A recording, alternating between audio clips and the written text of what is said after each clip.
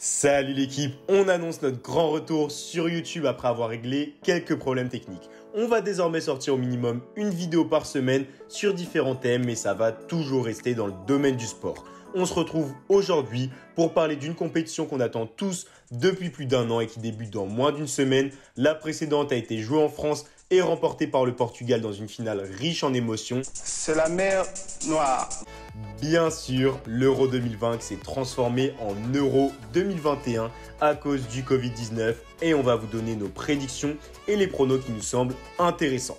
Avant de commencer, n'hésitez pas à liker et à vous abonner. Rejoignez notre Telegram gratuit en description. On met des pronos gratuits et des infos importantes. Le lien remarche enfin. Ça prend 2 secondes, c'est gratuit, ça nous aide vraiment énormément. Juste avant de parler des groupes et des phases de poule, on va parler des news qui ont ravagé le monde du football européen. Qui s'attendait au retour de Karim Benzema en équipe de France? Qui s'attendait à ce que Didier Deschamps annonce qu'il serait présent pour l'Euro 2021? Attaquant, Wissam Ben Yedder, Karim Benzema. C'est vraiment incroyable. En même temps, s'il ne le sélectionnait pas, je ne sais pas ce qu'aurait pu faire Karim pour être sélectionné parce qu'il a fait vraiment une saison incroyable en tant que fan de F1. Une autre info importante, c'est la non-sélection de Sergio Ramos. Ça va vraiment faire mal à l'effectif espagnol, mais il est remplacé par le français Laporte. Cette info s'explique par les blessures à répétition du capitaine Merengue qui s'est toujours pas remis de sa blessure. Une absence de taille pour la sélection espagnole qui perd à la fois un atout mental et physique sur le terrain. On commence directement. Le groupe A est composé de l'Italie, la Suisse, la Turquie et le Pays de Galles. Un groupe homogène, de belles affiches avec la Turquie qui est un pays à pas sous-estimer et qui livre de très bonnes performances ces derniers temps et qui a d'ailleurs terminé premier devant les Hollandais pour les qualifs du Mondial 2022, ce qui est une énorme surprise. Ce groupe, c'est un beau mélange, des styles de jeu totalement différents. Je vous annonce direct des pronos intéressants sur les deux équipes marques. Des équipes offensives qui vont se rendre coup à coup avec un niveau de jeu assez semblable. Surtout pour le match Suisse-Turquie, je pense réellement que ce match va être ouvert comme jamais avec des buts des deux côtés. On va faire rapide pour ce groupe. Italie en première place, suivi de près des Suisses. En troisième place, les Turcs. Et pour finir, le Pays de Galles en dernière position. Pour la Suisse et la Turquie, on a beaucoup hésité et on ne serait vraiment pas surpris si la Turquie terminait deuxième. Mais l'effectif et l'expérience de la Suisse nous renforcent quand même sur le fait que la Suisse devrait faire partie des deux meilleures équipes du groupe A. En termes de paris long terme, Betclic vous offre déjà la possibilité de parier sur le duo gagnant de chaque groupe et vous pouvez retrouver une belle cote de 3,60 pour le duo placé Italie-Suisse pour le groupe A. Pour le vainqueur du groupe A, vous avez l'Italie cotée à 1,60. Cependant, attention, la Turquie, comme la Suisse, peut largement terminer premier et j'en serais pas surpris et leur cote est à 5,50, ce qui est vraiment une jolie value. Vous avez aussi la qualif du groupe A, laissez tomber, l'Italie est vraiment trop faible alors que la Turquie a une jolie cote de 1,55 ainsi que la Suisse. Cependant, nos plus grosses confiances ne font pas partie de ce groupe qui peut réserver des surprises. Le groupe B, composé du Danemark, de la Finlande, la Belgique et la Russie. Un groupe classique avec des favoris et outsiders. On va pas passer 1000 ans sur ce groupe, on place sans surprise la Finlande trop solide par rapport aux autres équipes.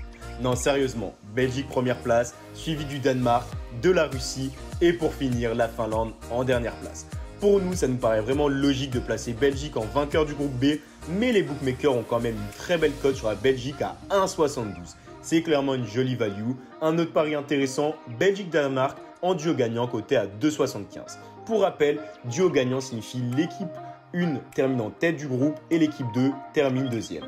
Et duo placé ne définit pas l'ordre des deux équipes, mais définit seulement les deux équipes qui vont terminer dans les deux premières places. Groupe C, pas grand chose à dire à part mes félicitations à la Macédoine du Nord pour leur qualif, mais malheureusement ils vont pas continuer plus loin.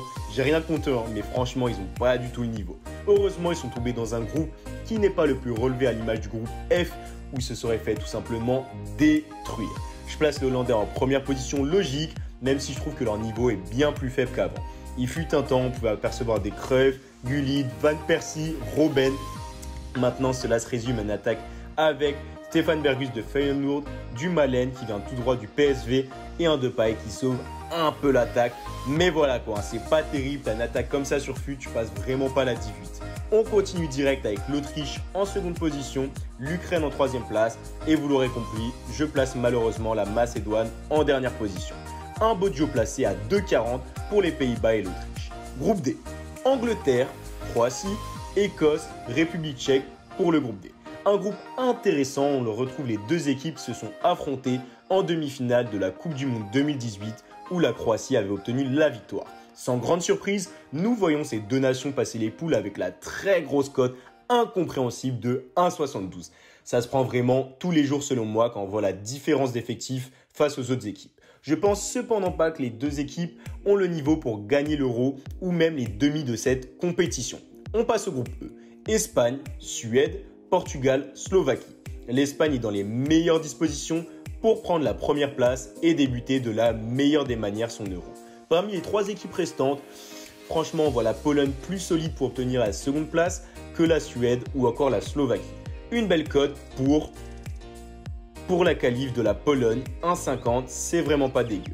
On termine par le groupe de la mort constitué de la Hongrie, le Portugal, la France et l'Allemagne. Difficile de pronostiquer la première place pour cette poule, mais nous pensons en tout cas être sûr que la Hongrie n'accédera pas au tour suivant de la compétition.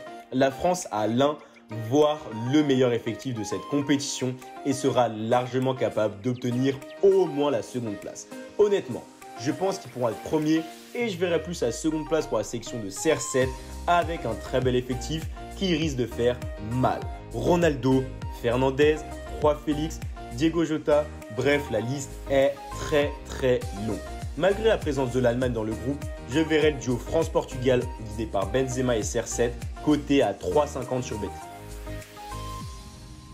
Pour terminer concernant les 4 meilleurs troisièmes qui y accéderont aux phases finales, je verrai tout d'abord l'Allemagne qui malgré un groupe très relevé aura largement les capacités de gratter des points à droite à gauche vu son effectif. Ensuite, la Turquie qui a prouvé lors de ses derniers matchs que ce n'est pas du tout une équipe à sous-estimer et qui pourrait même, comme dit précédemment, atteindre la seconde place. On passe à la Russie, équipe qui devrait grappiller des points dans un groupe plus abordable que d'autres, notamment face au Danemark ou à la Finlande et atteindre les huitièmes de finale.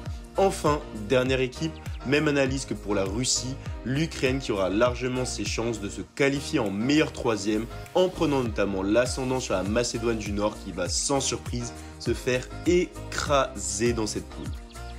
Voilà l'équipe, c'est la fin de la vidéo. N'hésitez pas à nous dire en commentaire si vous aimez ce genre de concept et surtout de nous dire quelle équipe voyez-vous gagner cet euro. Sur ce, je vous dis à bientôt.